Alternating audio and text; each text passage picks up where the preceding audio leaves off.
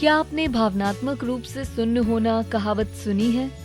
कई लोग इस अवस्था में होते हैं, पर हर कोई इसे अलग तरह से महसूस करता है।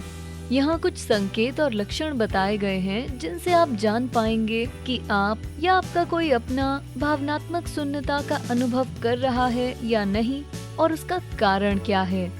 लेकिन शुरू करने से पहले बेस्टी को सब्सक्राइब करें और नोटिफिकेशन की घंटी बजाएं। अपने बेस्टी का सपोर्ट करने के लिए इस वीडियो को आखिर तक देखें। अलग होना महसूस करना, ये बहुत बड़ी बात है।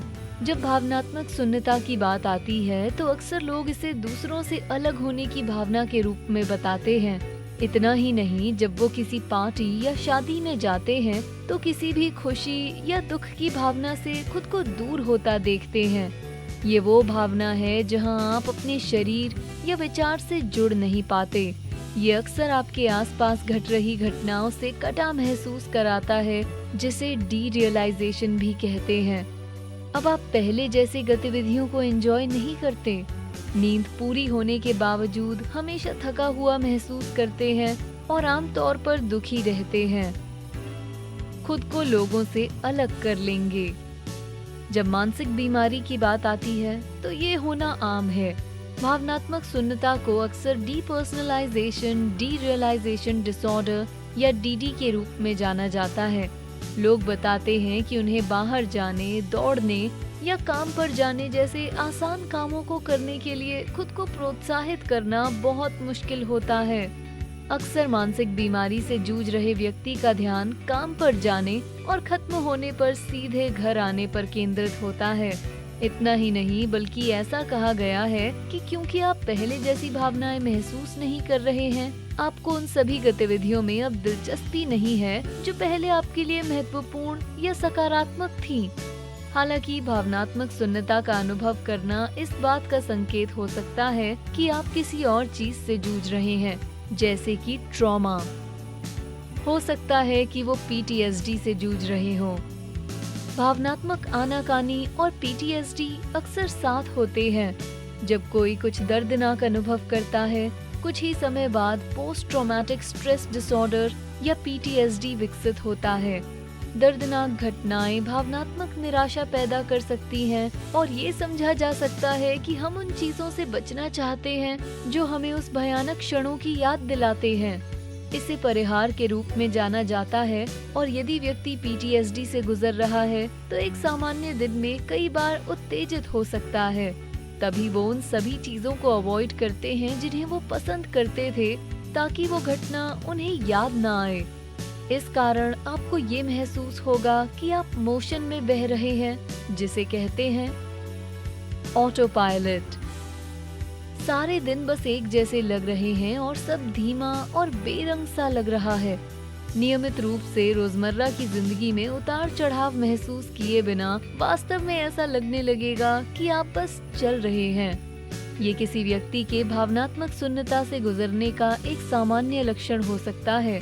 याद रखें कि हर कोई इसे अलग तरह से और विविध समय अवधि के लिए अनुभव करता है, इसलिए प्रत्येक केस अलग है। ऑटो पायलट पर जाना ऐसा है जैसे अपने कर्तव्यों को नजरअंदाज करना, बिना सोचे समझे कुछ कहना या करना, और कभी कभी चीजों को भूलने का अनुभव करना। जब आप बहुत लंबे समय तक भावनाओं को महसूस नहीं करते तो आप उन्हें पहचानना भूल जाते हैं, जो हमें हमारे अगले पॉइंट पर लाता है। आप नहीं समझा पाते कि आप कैसा महसूस कर रहे हैं। जब आप किसी भी तरह की भावना महसूस नहीं करते, आप उन भावनाओं के अर्थ और उन्हें अनुभव करना कैसा लगता है सब भूल जाते हैं। एक दिन में हम कई भावनाओं से गुजरते हैं, इसलिए कई हफ्तों और महीनों तक किसी भी तरह की उच्च या निम्न भावना का अनुभव ना करने से आखिरकार किसी भी भावना को पहचानना मुश्किल होगा। शून्य महसूस करने का अर्थ है किसी भी भावना का ना होना, और ये तब और मुश्किल हो सकता है जब आप मदद लेने की कोशिश कर रहे हैं। क्या आप कभी किसी स्थिति के बारे में उदास हो गए और अपने दोस्तों को बताने के बाद अच्छा महसूस करने लगे?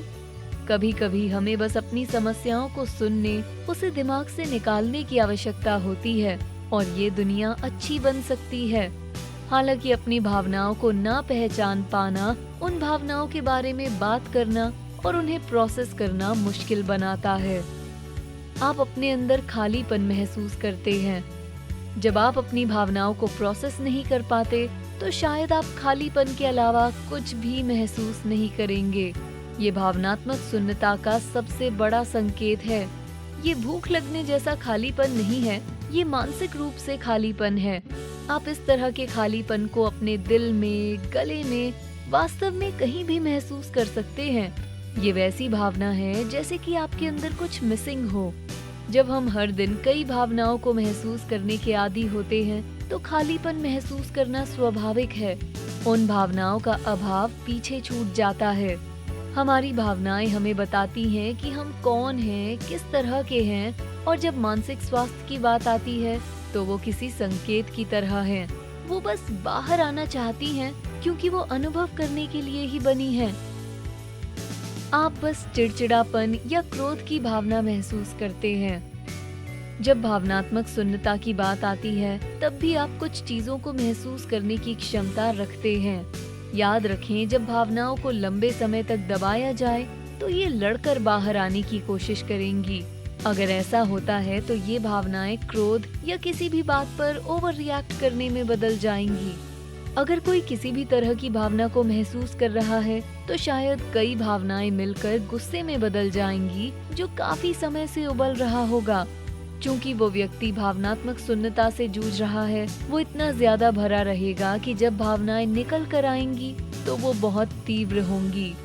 जो व्यक्ति कभी कभार भावनाओं को महसूस करता है और फिर अचानक एक ही बार उमड़ कर आता है तो शायद भावनाओं की बाढ़ को अच्छी तरह डील नहीं कर पाता और जो भी भावनाएं बाहर आती हैं उन्हें नियंत्रित नहीं कर पाता। तो भावनात्मक शून्यता या डीडी होने का कारण क्या है?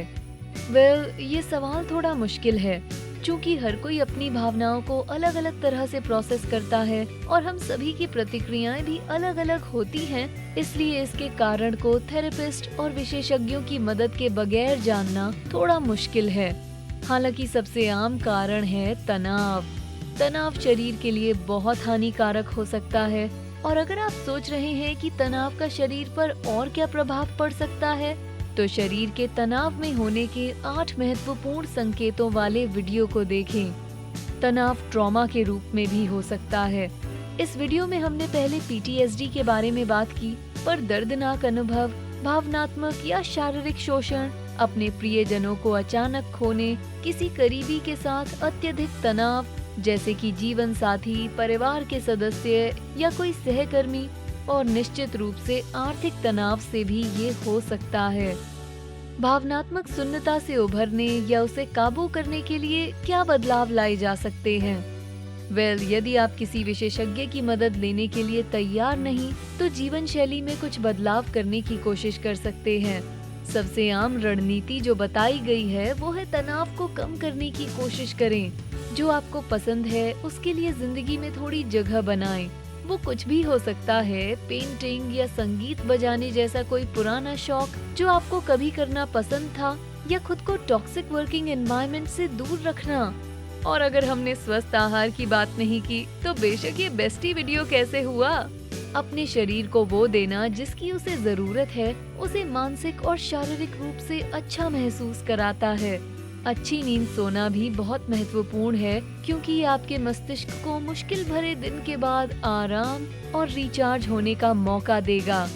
जब भी आपको मदद की आवश्यकता हो या ऐसा महसूस हो कि आप संघर्ष कर रहे हैं, तो अपने परिवार और दोस्तों से मदद लें। अगर आप ये सभी कदम उठा चुके हैं तो आप ये जानने की कोशिश कर सकते हैं कि आपके जीवन में क्या तनाव है या कोई भी ऐसी चीज जो आपको दुखी करती है, और उसे खत्म करें या उससे उभरने का स्वस्थ तरीका खोजें।